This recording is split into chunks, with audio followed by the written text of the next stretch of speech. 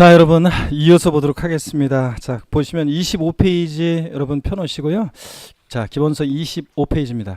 보기 전에 잠깐 광고를 하나 드리면, 여러분들 이제 1시간 끝나면 아마 핵심 요약 정리라고 그래서 제가 11월 12월 기초입문 과정에서도 여러분들이 복습할 수 있도록 제가 강의한 내용 여러분들 핵심 요약해 가지고 정리해 드리잖아요. 그래서 그걸 배부해 드리는데, 11월 12월 과정 공부했잖아요. 그러면 11월 12월 과정에 공부했던 것은 버리세요. 여러분들 버리시고요. 복습용으로만 그냥.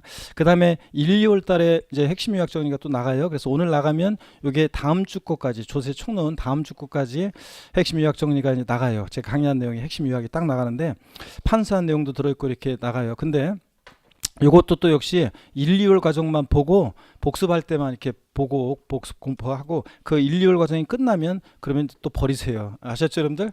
나중에 여러분들이 이제 요약집이 나오고 그러기 때문에 다 요약집의 내용을 말하자면 이제 미리미리 배우는 진도만큼 나눠드리는 거예요. 말하자면 그게 요약집에서 발췌해서 이렇게 나가는 거라, 나중에 이제 여러분들 문제도 있으니까 문제도 보시고요. 자, 그랬다가 나중에 요거 이제 요약집이 나오니까 완벽하게 이제 나오니까 미리 그걸 다 쌓아놓고 막 어떤 분은 스프링까지 해갖고 갖고 있는데 필요 없어요, 여러분들. 나중에 요약심이 완벽하게 딱 해서 나오기 때문에 지금 복습용으로만 나눠드립니다. 그리고 세법은 제가 이렇게 여러분들 핵심 요약 정리를 통해서 공부한 내용 밑줄도 긋고 기본서를 통해 다 했는데도 어떤 분들은 또 뭔가 압축해서 내용을 보고 싶어 하시고, 판서를 또 한 내용을 또 필기 못 하신 분들을 위해서 거기 이제 핵심 요약 정리가 나가는 거예요. 그래서 공부하실 때 복습용으로 쭉 한번 읽어보시고, 제가 또 이제 수업 말미에 이제 그날 배운 거 복습하고요. 다음 주 되면 이번 주 배운 내용, 전주에 배운 내용 수업 시작할 때 복습해드리고, 또 강의하고 끝날 때 그날 배운 거 복습해드리고. 아셨죠, 여러분? 그래서 제가 강의할 때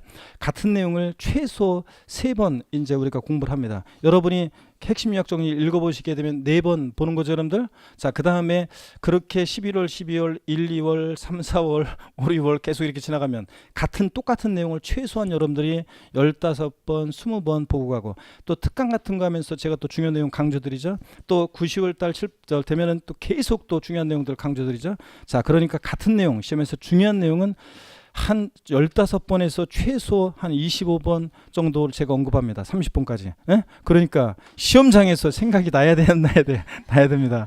그리고 제가 강의할 때 항상 여러분요, 그냥 여러분들 편하게 잠깐 분위기 공기 무겁거나 여러분들 피곤해 하시거나 그럴 때 잠깐 쉬어가시라고 제가 그냥 우스갯소리 하고 지나가는 것도 있지만, 상당수 내용들은 그냥 하는 내용이 아니라 어떤 얘기를 해놓고 어떤 코드를 심기 위해서, 연상 기법으로 코드를 심기 위해서 나중에 여러분들 어떤 얘기하고 어떤 내용 얘기하고 얘기하고 어떤 내용 얘기하고, 그러면 강의 내용과 연결해서 제가 코드를 미리 심어놓는 거야. 여러분 나중에 제가 이제 7, 8월, 9, 10월 돼서 막판에 계속 그것을 상기시켜 드리면서 갑니다. 그러면 시험장에서 여러분들이 또 단순 암기식 하는 것도 있지만 스토리텔링으로 하는 것도 있지만, 연상 기법이나 스토리텔링을 통해서 여러분들이 저랑 같이 쭉 이렇게 저의 세뇌를 받아야 돼요, 여러분들이.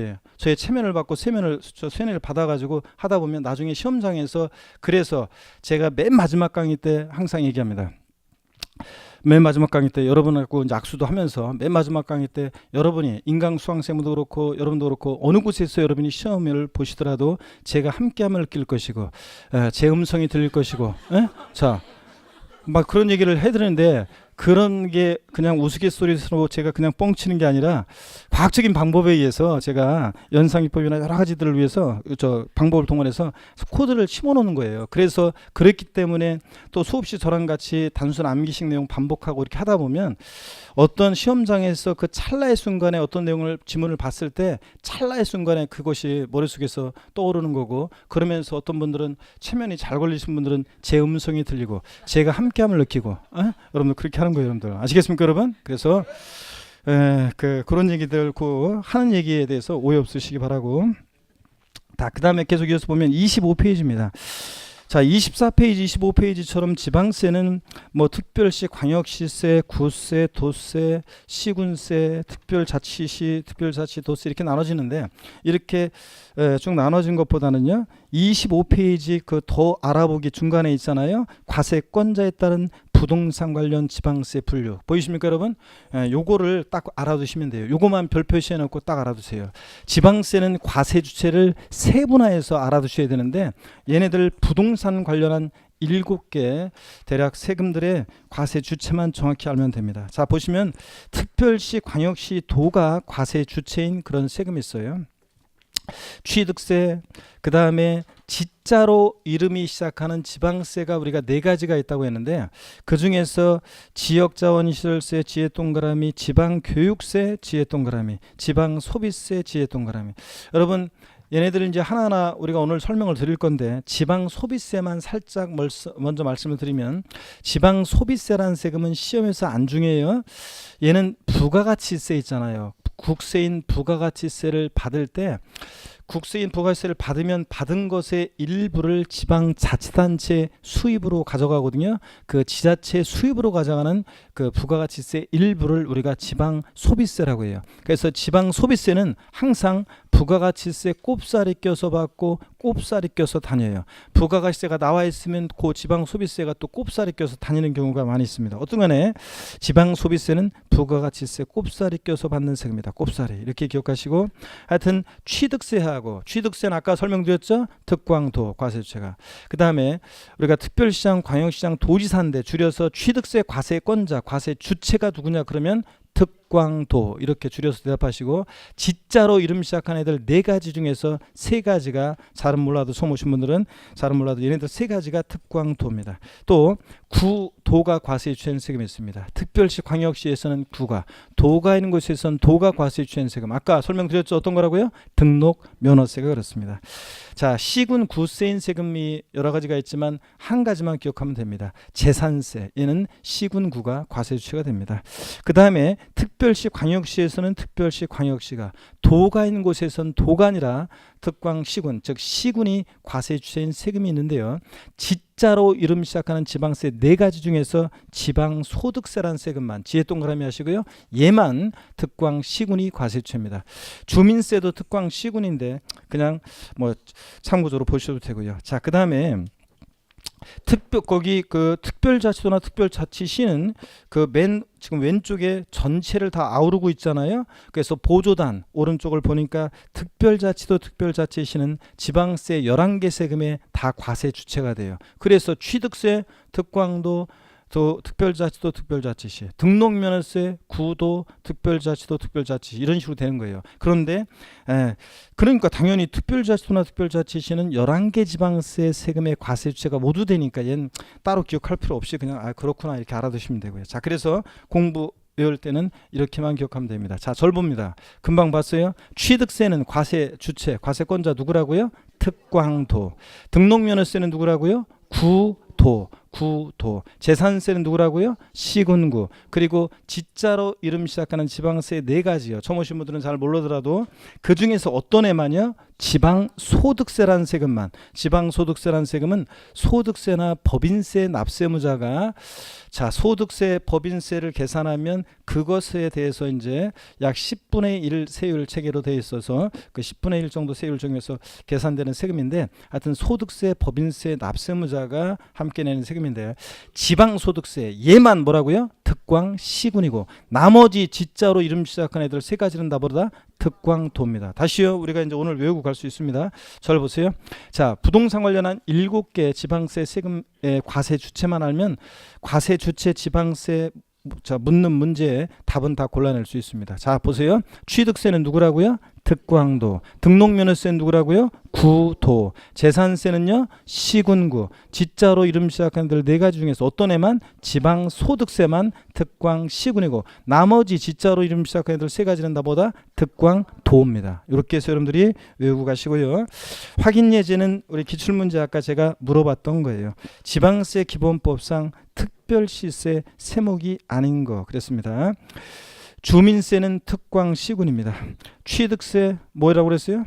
특광도. 지방소비세, 지방교육세. 지자로 이름 시작한 애들 4가지 중에서 어떤 애만요? 지방소득세만 특광시군. 어떻든 간에 특별시 광역시세고, 그 다음에 얘네들은 다 뭐라고요? 특광도입니다. 어떤 간에 특별시 광역시, 특별시세입니다. 등록면허세는 뭐라고요? 구도입니다. 특별시 광역시에서는 특별시 광역시가 아니라 자치구입니다. 그러니까 뭘 고르셔야 돼? 등록면허세를 골라야죠. 얘는 특별시 광역시세가 아닙니다. 구세입니다.